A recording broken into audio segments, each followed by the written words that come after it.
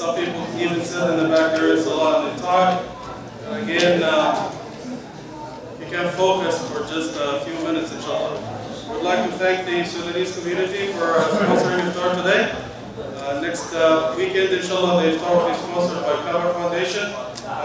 They welcome your contributions and everyone is welcome, inshallah. There's a lot of food today, so you're welcome to take food with you. Tonight, inshallah, I'm going to touch on this ayah from Surah As-Silat, ayah number 33. وَمَنْ أَحْسَنُ قَوْلًا مِّمَّنْ دَعَا إِلَى اللَّهِ وَعَمِلَ صَالِحًا وَقَالَ إِنَّنِي مِنَ الْمُسْلِمِينَ. And who is better in speech than those who invite others to the way of Allah, and they do good, and they say, or they proclaim or declare, we are truly Muslims, right? So I'm going to start with a couple of stories from Edmonton. I spent a couple of years in Edmonton. It was a very humbling and enriching experience there. So the first story is about a brother who was not practicing. Then for some reason Allah opened his heart to practice. Assalamu alaikum. And so I was there. He started to come to the masjid. He didn't come before, but when I was there, he started to come to the masjid, and he became my Dawa assistant.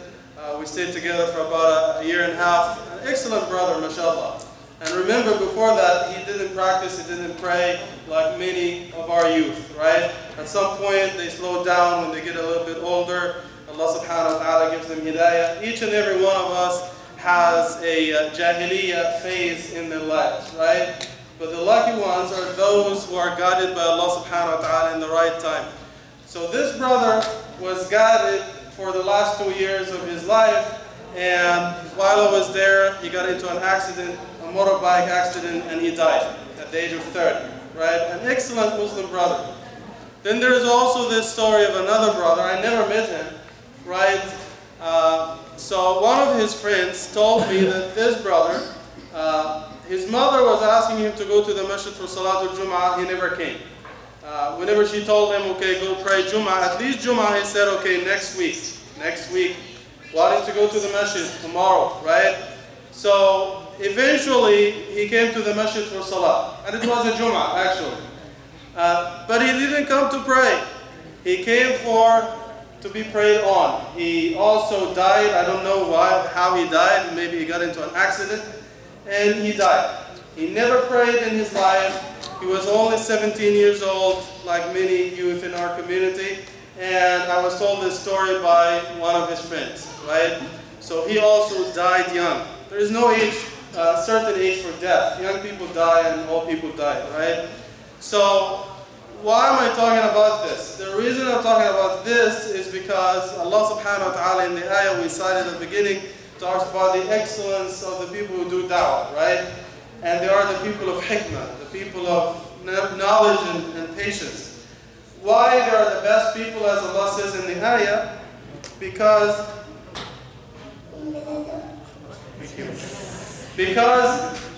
those who do da'wah, they do the best job. They do the job of the prophets. What was the job of the prophets? Da'wah, inviting people to Allah, right? And they're not expecting anything from them, right?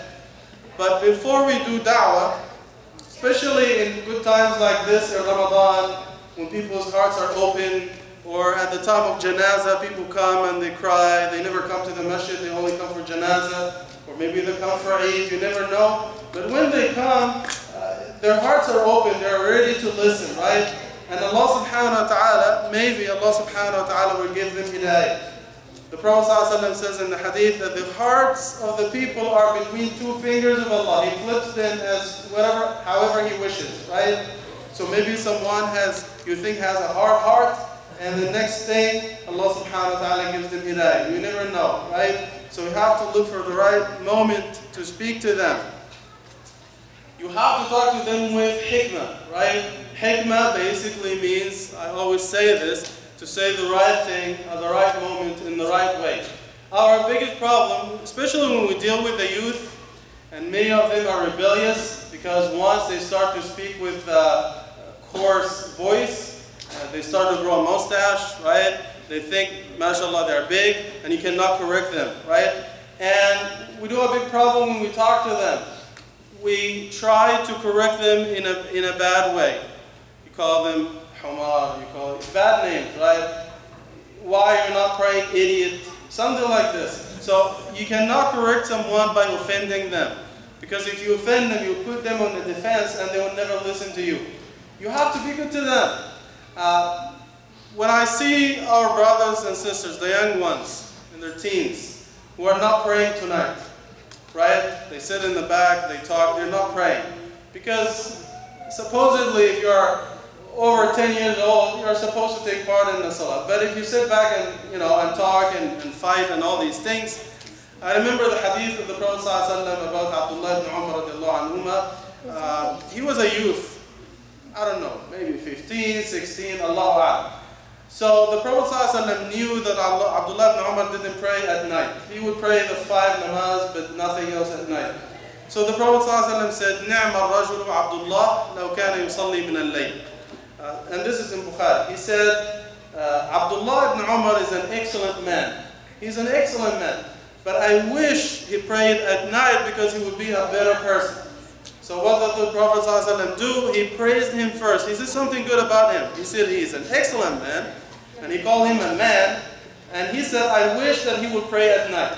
Right? So they say in the hadith, when the Prophet ﷺ said this, and Abdullah ibn Umar heard, he was young, they say, after this, the Prophet ﷺ, after he said this, Abdullah ibn Umar used to sleep very little at night. He used to spend most of the night in salah. Why? Because the Prophet ﷺ respected him.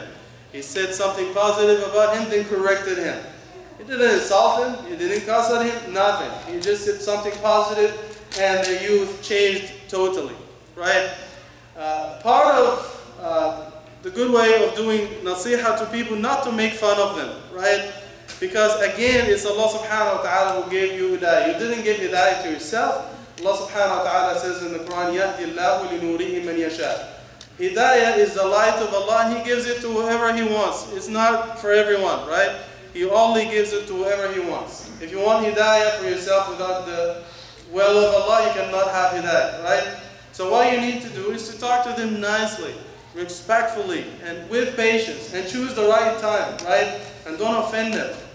So I'm going to conclude with this short story, then we can continue tomorrow. You probably heard the story of Sahl ibn Abdullah al-Tastari. He was a scholar and he was traveling, and on the way there was a gang, highway robbers, so they took him and they took his money and food, just like the other people who were traveling with him. So they took him to the king of the thieves, right? The chor, the big chor, right? Daku, Kadu, Daku. Daku, the big chor, right? So he noticed that all the thieves, all the chores were eating the food, but the big guy, the biggest Daku, was not eating with them. The biggest thief was not eating with them. So Sahl ibn Tastari said, okay, why are you not eating with them? Everyone is eating our food. They stole the food, they are eating it, that's okay. But why are you not eating with them? He said, well, today is Monday, and I'm fasting because this is the sunnah. He said, mashallah, this has taqwa. He's a thief, but he has taqwa. So he didn't say anything. He said, may Allah, guide you, khalas, and he left it at this. And he said, okay, why are you fasting? He said, well, I don't pray, I'm a thief, but I only keep this door of fasting only on Mondays open between me and Allah. All the other doors are closed. I just keep this tiny door open between me and Allah. Maybe He will give me hidayah. So Sahl ibn Sa'd said, Wallahi, after 3 years, I was doing Hajj, doing Tawaf, and I came across this man, the biggest thief. So I came across him and said, are you the guy I met 3 years ago? He said, yes. So I said, what happened? He said, Wallahi, I started to pray, I started to fast, I started to do the Hajj. I'm not a thief anymore, because when I left one door open between me and Allah, Allah subhanahu wa ta'ala showered His mercy on me through that door, and He opened all the doors for me. So if you see a youth or a Muslim brother who's not practicing, say for example, they fast in Ramadan but they don't pray, don't make fun of them, don't call them idiot, don't say your fasting is not accepted. Maybe Allah subhanahu wa ta'ala will shower His mercy on them through the door of fasting, and He will open for them the other doors where hidayah and to give hidayah to all of our youth, inshallah.